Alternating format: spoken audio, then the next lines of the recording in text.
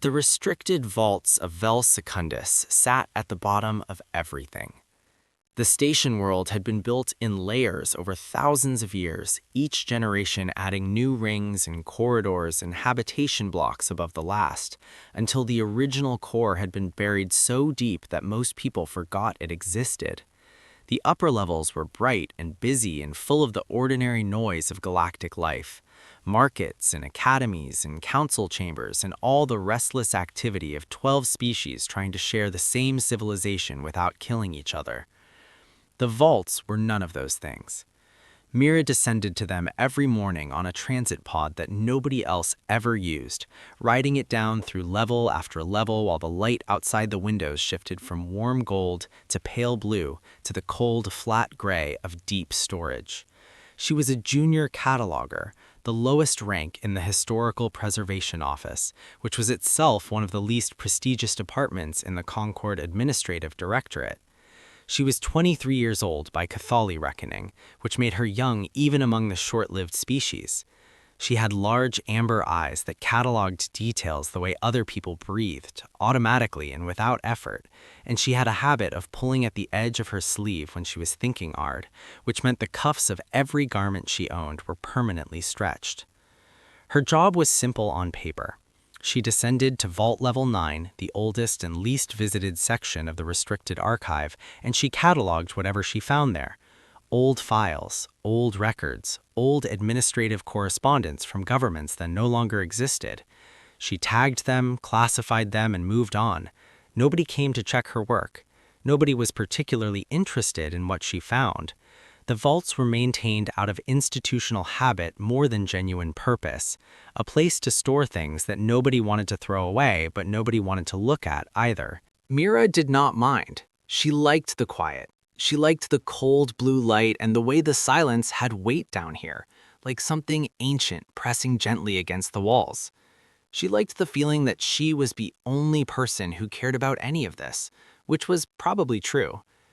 On a morning that would later be described in historical accounts as the beginning of everything, Mira was working on a section of Vault 9 that predated the Concord itself.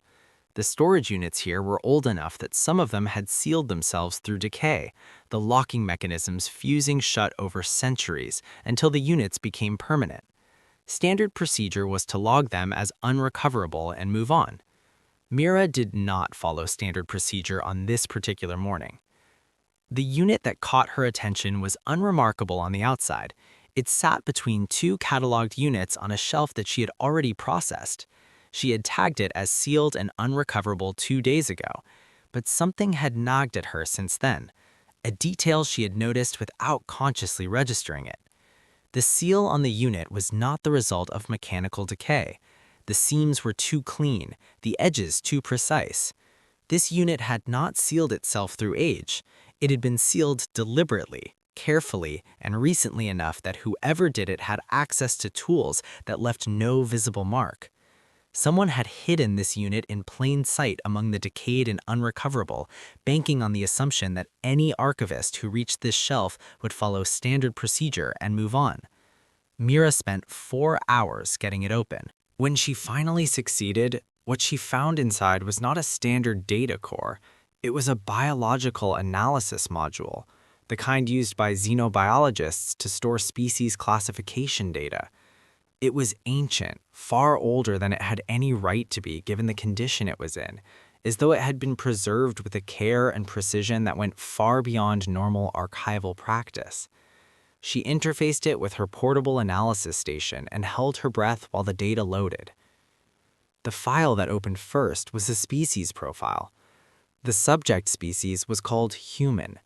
The classification designation was Category 11 Hostile Biosphere Origin, which was the classification that Mira had never seen used in any file before, because the Concord's official classification system only went to Category 8. The homeworld was listed as Earth, a planet orbiting a mid-sequence yellow star in the galaxy's outer western arc, a region that current star charts marked as empty and unremarkable. Mira began to read, and as she read, she felt a slow, cold certainty settle into her bones. The profile described a species that should not exist, not in the sense of being rare or unusual, but in the sense of being a physical impossibility according to every evolutionary model the Concord had developed. The human homeworld was a Category 11 death trap. Tectonic instability, atmospheric violence, an ocean covering 70% of the surface and filled with organisms that existed specifically to consume other organisms. A land surface that was somehow worse.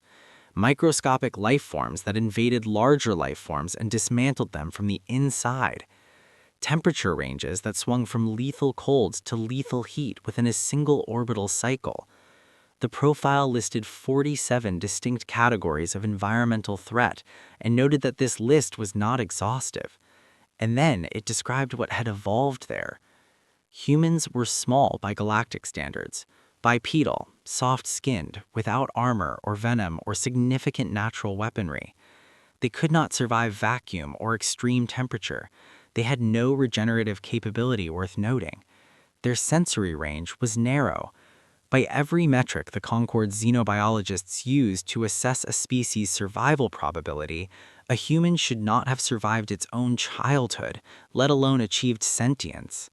But the profile went on, and as it went on, Mira began to understand that the metrics were wrong, or rather that they were measuring the wrong things. Humans healed. Not quickly, not the way regenerative species healed, but with a relentless thoroughness that the profile's author described with language that edged toward unease. Bones knitted, wounds closed, infections were fought off by an immune response that was, the report noted, aggressive to the point of self-destruction. They consumed almost anything organic for nutrition and extracted energy from it with remarkable efficiency. They regulated their own body temperature through a mechanism, evaporative cooling, that allowed them to function in heat that would incapacitate most species.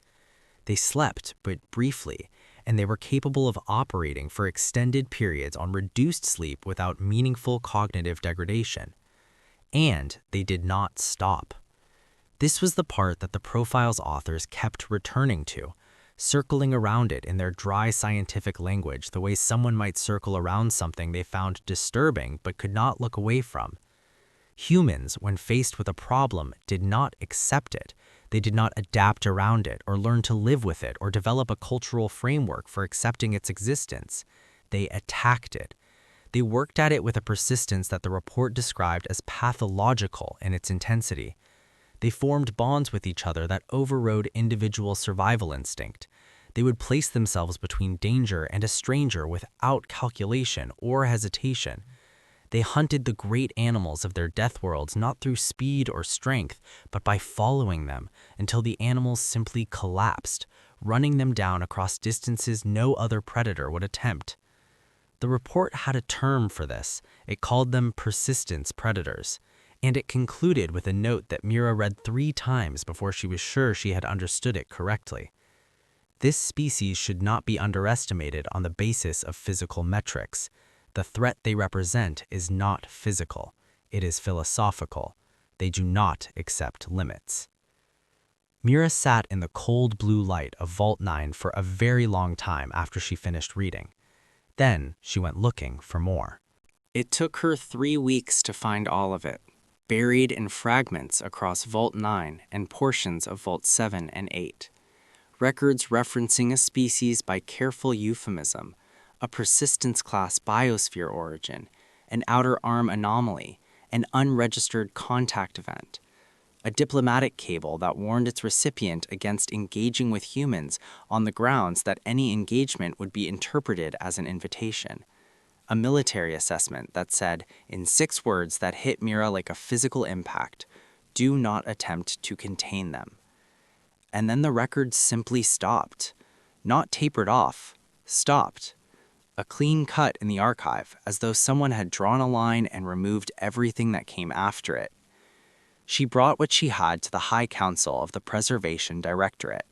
She organized it carefully, cross-referenced it, built a case that she believed was thorough and clear. The council listened to her presentation with the patient expressions of people who had already decided what they thought before she opened her mouth. When she finished, first curator SFL thanked her for her diligence and explained, gently, that ancient species myths were a well-documented archival phenomenon. Civilizations invented origin stories. They invented cautionary tales. They invented ghost species to explain events they could not otherwise account for. The human records were almost certainly the remnants of a cultural mythology generated by one of the pre-Concord civilizations, preserved by accident in the vault and mistakenly cataloged as scientific rather than literary. The records were tagged as cultural mythology and moved to a low-priority storage queue. Mira went home and did not sleep. She was not naive. She had expected dismissal.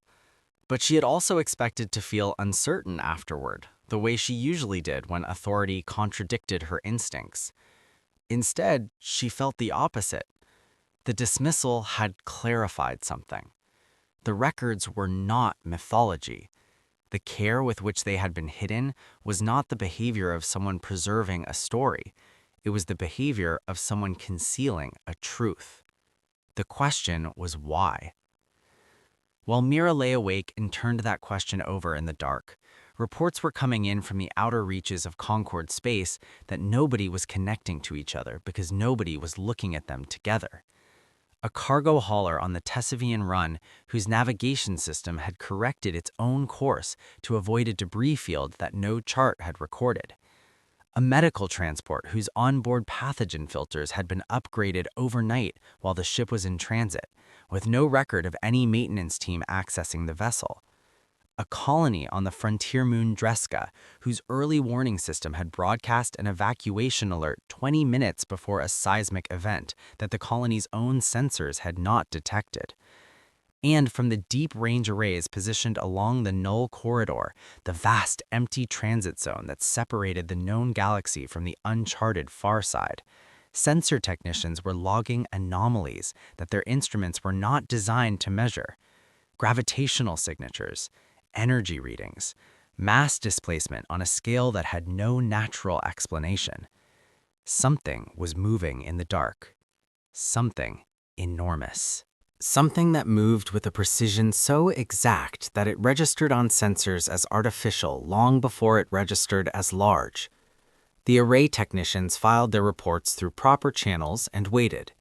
The reports traveled upward through the administrative structure and sat in queues. Nobody connected them to the navigation corrections or the medical upgrades or the evacuation alert on Dreska. Nobody connected any of it to the files in Mira's archive. Not yet. On the night that the first major array station registered a reading strong enough to trigger automated emergency protocols, Mira was in her small quarters rereading the last fragment she had recovered from Vault 9. It was a single line, translated imperfectly from a language that predated the Concord by 60,000 years. We did not leave because we were beaten. We left because we chose to, and what chooses to leave can choose to return. She read it once. She read it again. She looked out her small viewport at the stars, cold and steady and very far away. Then the emergency alert channel on her communicator activated, and a voice she did not recognize announced in clipped administrative tones that an unscheduled contact event had been detected along the null corridor perimeter, that Concord defense vessels were being scrambled, and that all non-essential personnel were advised to remain in their quarters.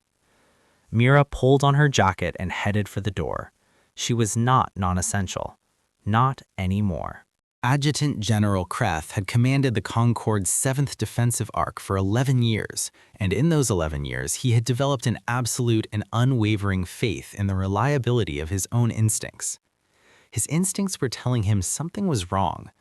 Not wrong in the sense of a tactical problem he could solve.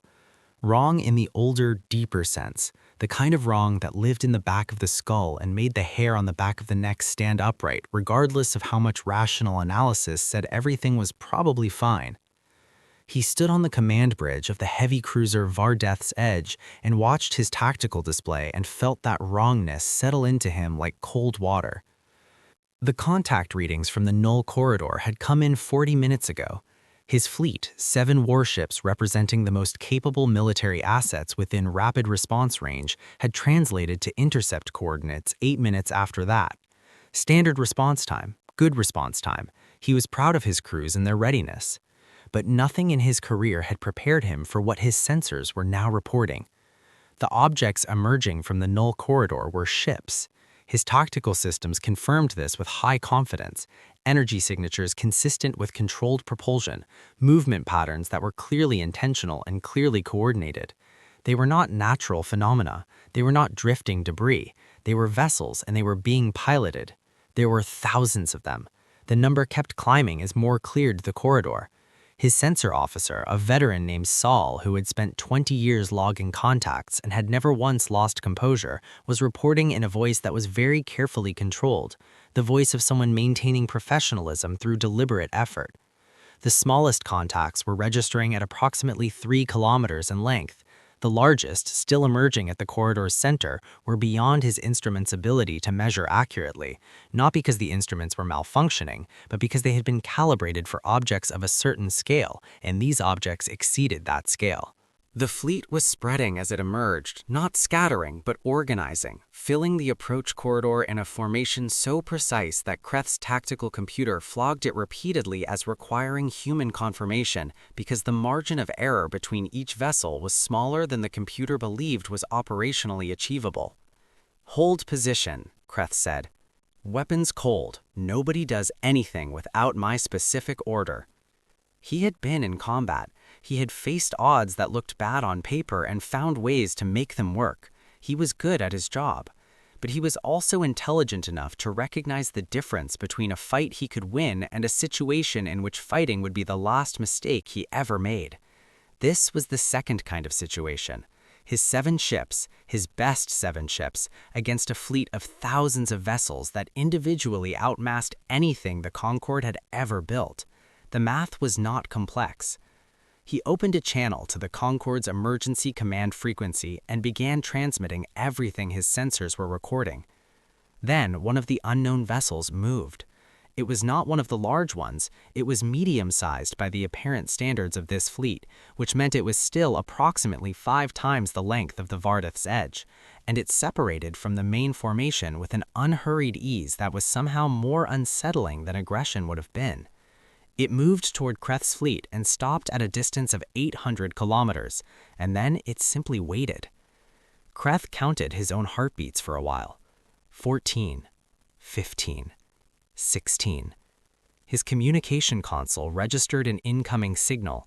It was on standard Concorde broadcast frequencies. It was in galactic common. It was perfectly clear with none of the distortion that should have accompanied a transmission from a vessel that was operating technology this far beyond anything the Concorde possessed.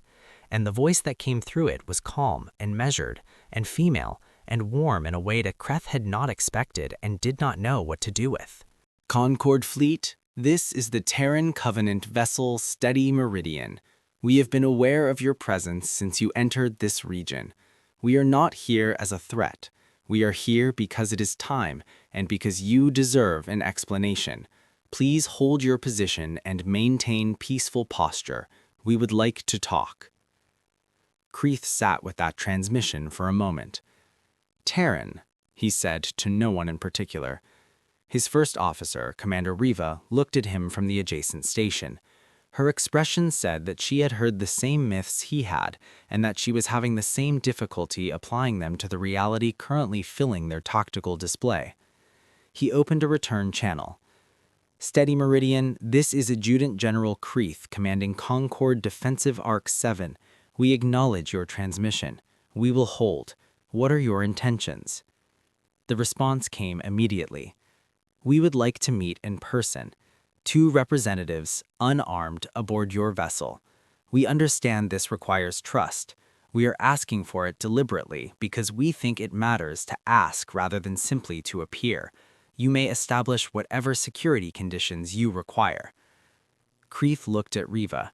Riva looked at him. He thought about the reports he had read on the way to this position. Navigation corrections across the frontier. Rescue operations with no visible rescuers.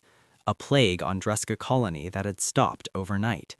He thought about a junior archivist's presentation that the High Council had dismissed as mythology 3 weeks ago.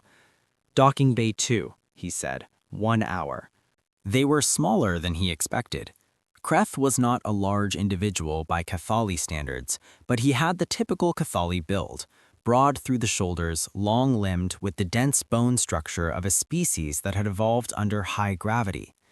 The two beings who stepped from the landing craft and into Docking Bay 2 were smaller than him in every dimension, shorter, narrower, with a physical lightness that made them look almost fragile in the middle of the armored soldiers Kreth had positioned around the bay's perimeter. He watched them look around the bay. It was the way they looked that stopped him. They were cataloging everything, not frantically, not with the wide-eyed startle of beings in an unfamiliar environment, but with a quiet, systematic thoroughness that reminded Kreth of the best field analysts he had ever worked with. Their eyes moved without their heads moving, taking in angles and exits and positions and faces, and Kreth got the distinct impression that within 30 seconds of entering the bay, both of them already knew everything about it that mattered. The taller one, a woman with close-cropped silver hair and dark skin, stepped forward and offered her hand palm outward, fingers spread. The gesture meant nothing in Cathali greeting customs, but something about it communicated its intent anyway. "Adjutant General Kreth," she said. Her galactic common was flawless, with an accent he could not place. "I am Commander Yemi Adaora of the Terran Covenant Diplomatic Corps. My colleague is Dr. Soren Vall, our senior xenocultural liaison. We are grateful you agreed to meet." Kreth studied her. Then he said, the way he said everything, directly, "You have been hiding in the other half of the galaxy for 60,000 years, and now you are here with a fleet that could dismantle the Concord without noticeable effort. Before I ask anything else, I want to know why you did not." Adaora looked at him for a moment. Then something crossed her face that Kreth identified, after a brief delay, as respect. "Because that was never the point," she said. "May I explain from the beginning?" He gestured toward the briefing room adjacent to the bay. They sat across a table from each other, Kreth and Riva on one side, Adora and Val on the other, while 2 armed guards stood at the door that everyone in the room understood were present for form rather than function. Adora began to speak, and she spoke for a long time.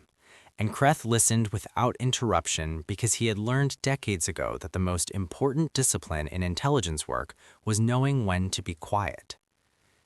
The history she told him was not the history the Concord taught. 60,000 years ago, humans had achieved faster-than-light travel and moved out from their death worlds into a galaxy that was already occupied. The civilizations they encountered were older and more established, with trade networks and territorial agreements and a shared understanding of how the galaxy was organized. Humans, coming from an outer arm rock with no existing alliances and no recognized status, were not welcomed into this structure. They were regarded as primitive, as irrelevant, as a nuisance from a worthless corner of space. When they attempted to establish themselves, their colonies were dismantled. Their trade requests were refused. When they persisted because persistence was what they did, the response escalated. "We were given a choice," Adora said. Her voice was even, the voice of someone describing history rather than grievance. "Fight or leave." Fighting would have accomplished nothing except our elimination. We were numerous, even then, but the gap in technology was real and we knew it. So we made a different calculation. Val leaned forward slightly. He was younger than Adaora, with a quiet manner that Kreth had initially read as uncertainty and had since revised to something more like patience. "We went through the null corridor," he said, "into the uncharted half, and we decided, collectively, that what happened to us was not going to define what we became. What we built," Adaora continued, "is not an empire. We had seen what empires do. The species who drove us out were empires. They accumulated and dominated and eventually collapsed under the weight of what they had taken. We built something else. We called it the stewardship. The idea was simple: grow, learn, develop, but do not conquer. And when we were strong enough, come back, not to reclaim anything, not to punish anyone, but to watch over the galaxy that rejected us, because it needed watching over whether it knew it or not. The navigation corrections, Kreth said. Adiora nodded. And the rescues, the plague intervention on Dreska, the asteroid redirections, the pirates you have been finding with their weapons fused and their crews alive and unharmed. For how long? Riva asked quietly. Adiora's expression shifted into something that was not quite a smile. Longer than the Concord has existed, she said. We have been here, in the background, invisible, for most of your recorded history. Kreth sat with that for a moment. The weight of it was considerable. He was a military man. He thought in terms of power, and what Adiora was describing was a power that dwarfed anything he had a framework for. A civilization that had been operating at this level of capability, invisibly for tens of thousands of years, could have done anything it wished, anything at all. It had chosen to protect. Why reveal yourselves now? He asked. After all of this time, why now? The look that passed between Adiora and Val was brief, but it was enough. Kreth had spent his career learning to read people in that unguarded half-second when the professional mask slipped, and what he saw in that glance was something he had not expected and which settled in his chest like a stone. Fear. Because something is coming, Adiora said, something that we cannot face alone. She placed a small device on the table and activated it. A holographic map expanded above the table's surface, the full galaxy rendered in detail that no Concord chart had ever achieved, both halves mapped and labeled and alive with data. On the far side, beyond the vast region of human territory, there was a region marked in deep red. It was not a small region. It came from outside the galaxy, she said, from the intergalactic void. We encountered it first, which is why we are still here to warn you.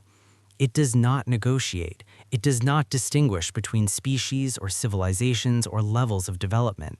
It consumes. We have been fighting it alone for 300 years, and we have slowed it, but we cannot stop it, not with what we have. She looked at Kreth directly. We need the species of this galaxy to stand with us, not as soldiers under our command, as partners. We are not asking you to trust us because we are powerful. We are asking you to trust us because for 60,000 years, whenever we had a choice between taking and protecting, we chose protecting, and we need you to make the same choice now. The briefing room was very quiet. Kreth looked at the red region on the map. He looked at the data scrolling at its edges, patient and terrible and very large. Then he looked at the two beings across the table from him, small and unarmed and completely unafraid, with that deep, steady calm that he was beginning to understand was not the absence of fear, but something built on top of it, something forged on a world that had spent millions of years trying to kill their ancestors and had failed.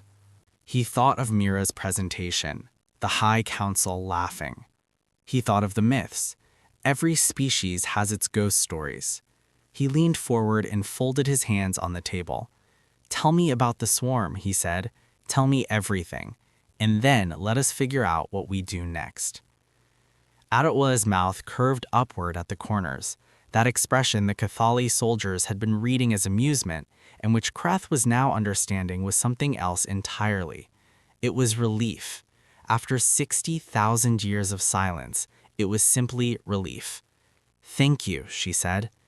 And in that moment, for the first time in 60 millennia, the galaxy stopped being a place where humans were a myth whispered about in the dark and became something new, a place where no one faced the dark alone.